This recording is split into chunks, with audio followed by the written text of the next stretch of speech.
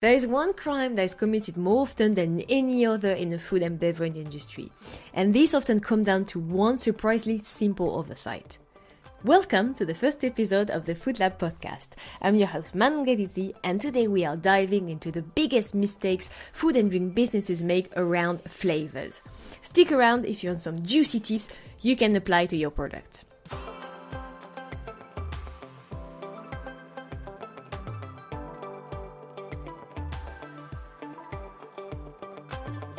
Are you a food or drink business owner struggling with negative reviews, decreasing sales, or the overwhelming task of product development?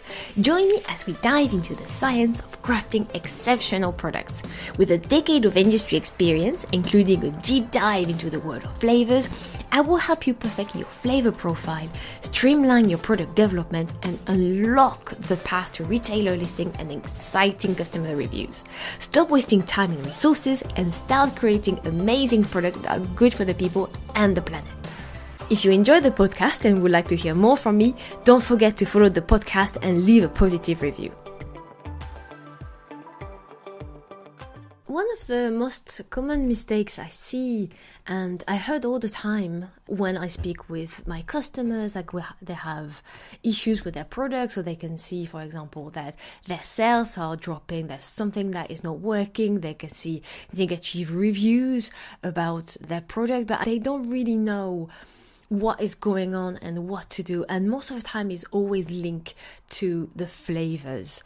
There's a lot of different researches have been done on customers, and flavors is one of the most important things you have to focus on your product, because you have a lot of things. You have convenience, you have the packaging, you have the price, you have the texture, of course, but people will be willing to pay a little bit more if their product tastes amazing. If it is disgusting and is cheap, or the packaging is convenient, or it has an incredible texture, they will never buy it again. So this is so important, and this is so often overlooked by the industry. So many times I heard, it's just a strawberry. My blood is just boiling. Like, it's never just a strawberry. There's a lot of things to understand, but let's start with where the mistakes come from. And the mistake always come from this belief that the most popular flavors like strawberry, chocolate, and lemon on the sweet side, because they are so popular and easy, you can imagine a vanilla is inoffensive sort of flavor, so it will work despite the product, despite the ingredient. They will work, and because they are the most popular, I need to have them in my product range. And this is a big mistake. And I've worked with clients like that. They had a huge range of flavor for their vegan product, and the most difficult one, believe it or not, to work with was vanilla, followed by strawberry. So my purpose with a client was to help them improve their current vegan range and improve the flavors. And so they had vanilla, chocolate, caramel, strawberry, banana. And again, the most difficult ones, I probably spent 50 trials on each of these two flavors, was vanilla and strawberry. And it was because the base was so strong, it was so nutty, so healthy. It tasted like a rye bread.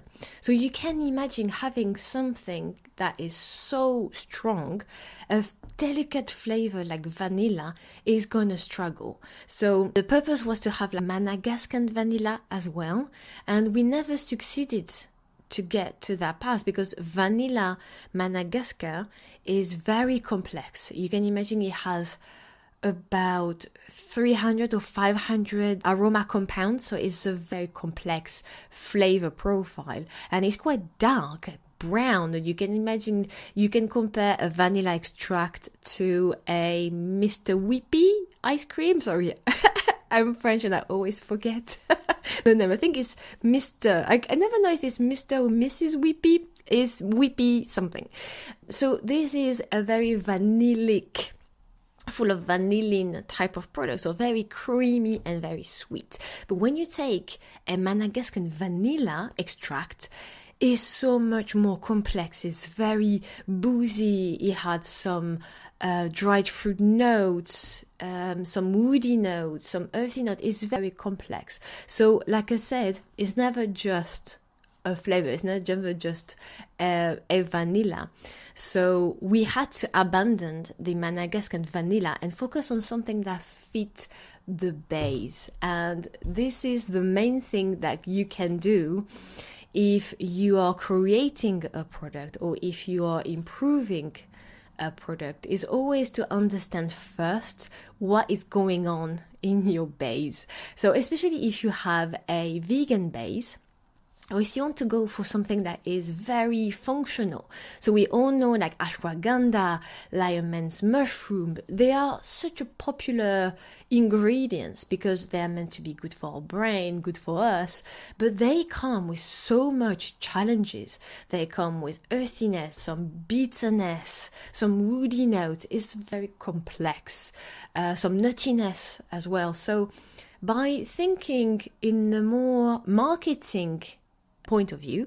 So if you think marketing point of view, you think I'm going to go for the most popular flavors. And then you try to apply it to your product and it doesn't work. You have negative reviews. That's something that is not quite right. And I always say you have to do the other way around.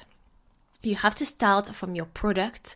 Again, like I said, understand all of the differences in your base, all of the flavor notes, all of the sweetness perception that you have. Maybe your product is going to be a bit salty, a bit bitter, a bit astringent. So it's important to have this vocabulary as well. Is it bitter? Is it sour? Some people confuse the two. What is astringency? And things like that. So you have to understand the basic taste of your base, but also all of the flavor profile that are already there. And then you think about flavor pairing and you think what will match well. So if an example that is very easy, everyone knows that chocolate and hazelnut work really well together. Chocolate and mint, chocolate and chili. If we take chocolate as an example, so if your base is a bit nutty, then something like chocolate or caramel that already have these roasted notes will pair much better than a strawberry or any other fruit, for example. So that is very important to have this proper understanding of your base. For example, if your base is very salty because maybe you had some minerals or things like that, this will dull the flavors. So you really have to understand all of the characteristics of your product and then have a think about what sort of flavors will pair with it. And yes, you may have to sacrifice the most popular flavor, but at the end of the day, what do you want? Do you want the most popular flavor that tastes not very good on your product? Or would you like to have selected, thought through flavors that really shine through your product and they taste great? It is a choice that you have to make.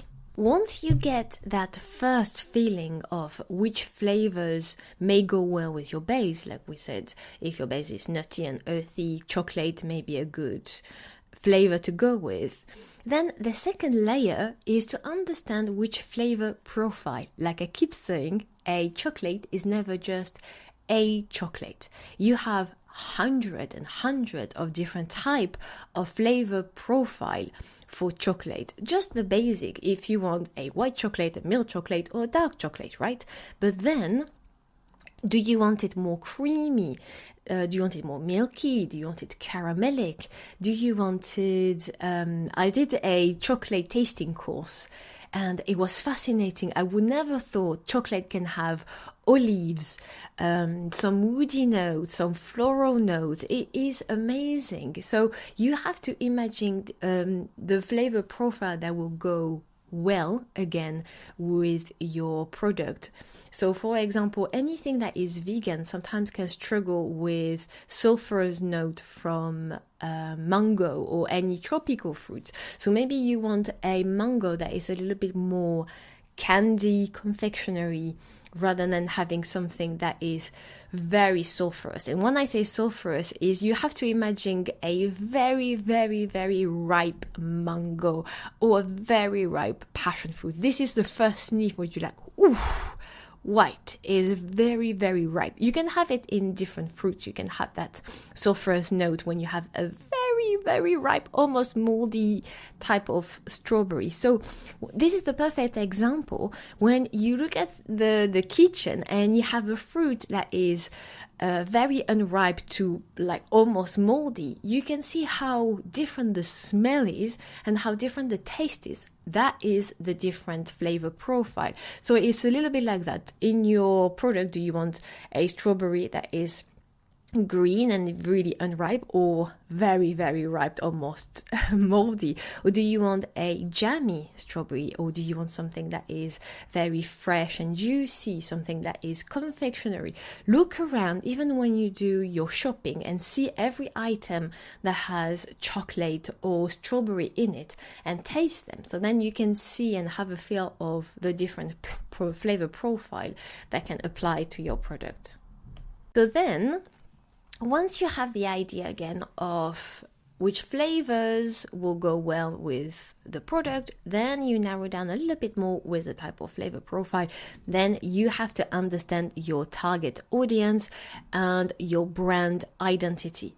So for example, one of my customers was very focusing on something that was natural. So it didn't have any sugar in it. It was all coming from stevia because it was more natural, and all of the things, like a lot of plants, a lot of roots. It was the brand image was naturalness, wholesome ingredients and things like that. So when we were talking about flavor profile and we try a few things, one of the flavor profile that came up and tasted quite nice with this product was a candy strawberry. So like a strawberry laces or things like that, or like all of the the Haribo's type of strawberries and things like that. So it worked really well, but then we had to ask ourselves the question, if the brand identity is having something that is very, very natural and try to get as much closer as possible to something that comes from nature, even though the flavoring used was natural, just the perception of naturalness would be very weird, having something that is very natural and having a very, very artificial candy type of strawberry flavor profile. That would just is clash. That is not where the product has to go. So you have to think about that. Who is your target audience? Why are they buying the product? They are buying the product because they want something that is natural, because they're fed up with all of the big brands going for very artificial flavors, artificial sweeteners, and things like that. They coming for you for something that is much more natural. So then you have to be careful on the flavor profile that you are selecting. So I know you narrow down, you're left with little options, but these options will be perfect, not only because they fit your product, but because they fit your brand and they fit what you want to vehiculate to the world in terms of your image, what's important for you, your values, and making a sense that we are different. We are selecting this flavor because it's really natural, because this and this and this and this and this. If we summarize our episode, the first thing is to not think about your marketing strategy for flavors and do not go for the most popular flavors like chocolate, vanilla, and strawberry, and then try to apply it to your product. Instead, do the other way around. Start by understanding your product flavor profile and basic tastes, and then try to find the flavors that fit your product. Do a little bit of flavor pairing exercise. Then go deeper and understand precisely which flavor profile go with your product, like a strawberry jam, fresh, green, unripe, etc., etc. Then understand your target audience and your brand image, so you can select the best flavor that fits everything and tick all of the boxes. In the next episode, I will be talking about the complex world of functional ingredient and claim, and what can you actually say on your label. Thank you for listening. If you got value from this episode, follow the podcast and subscribe to my newsletter for more tips and knowledge about food and drink product development. And I will see you in the next episode. Bye!